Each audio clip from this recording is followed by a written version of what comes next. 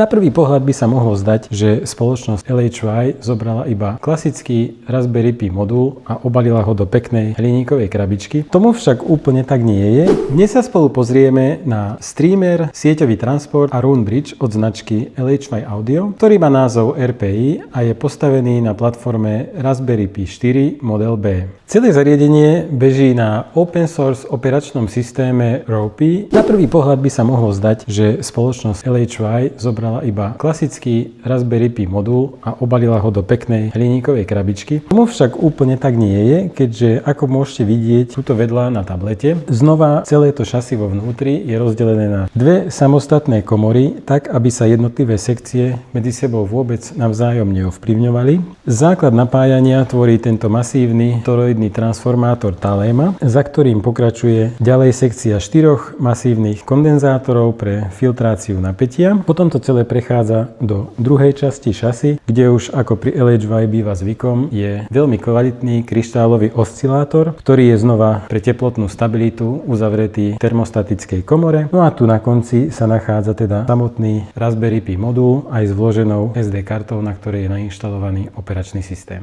Poďme si teda ale na záver povedať, na čo sa takéto zariadenie dá vo vašej zostave využiť. Primárnym účelom je teda to, že LHY Audio RPI podporuje protokol Roon RAAT alebo Advanced Audio Transport Protocol, čiže vlastne keď ho pripojíte cez USB výstup, napríklad do vášho prevodníka alebo slúchadlového zosilňovača so vstavaným prevodníkom, tak pomocou aplikácie Roon si na tomto zariadení môžete streamovať hudbu a dokonca tak, že výstupy zariadenia RPI podporujú spracovanie a výstup signálu PCM až do frekvencie 768 kHz a pri DSDčku je to až DSD 512, čiže naozaj sa jedná o špičkovo vybavené zariadenie, ktoré naviac okrem RAAT protokolu ponúka aj protokol Network Audio Adapter, čiže môžete s ním v kombinácii využiť na nejakom výkonnom počítači, ktorý máte umiestnený mimo audio zostavy, HQ player, ktorý robí processing vašej hudby a RPI potom prijíma už po sieti spracovaný tento audio signál a ďalej ho odovzdáva prevodníku. V operačnom systéme Ropey taktiež je zabudovaná podpora aj pre AirPlay 2 alebo Spotify Connect. Ak teda máte doma prevodník, na ktorý by ste chceli cez Roon zároveň hudbu aj streamovať,